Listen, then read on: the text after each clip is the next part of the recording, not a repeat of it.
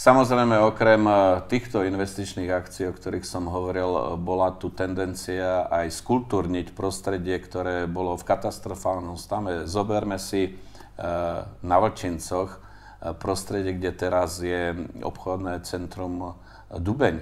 Veď to proste bolo katastrofálne. Boli tam bodliaky a močarisko a špína.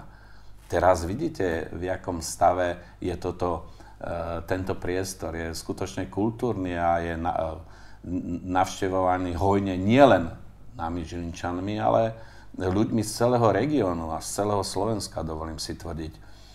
Niekto kritizoval, že sme postavili na tom námestí pred Slovákiou Outpark.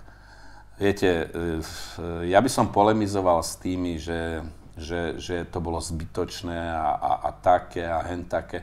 Veď si zoberme, koľko ľudí je v Outparku dnes. Veď Outpark je stále plný. To je úplne plnúky tento obchodný dom a veď to nie je obchodný dom klasický, je to polifunkčný obchodný dom, kde sú reštaurácie, kde sú banky, kde je pošta a tak ďalej a tak ďalej. Je tam obrovské množstvo parkovacích ploch pod zemi. Viete, sú rôzne názory na to, že či to malo byť alebo nemalo byť.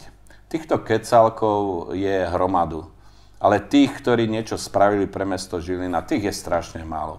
A pre mňa je určujúce to, že tieto obchodné domy žijú, tieto obchodné centra žijú a že sú plné. To je podstata. Toto je môj barometer a môj uhol pohľadu.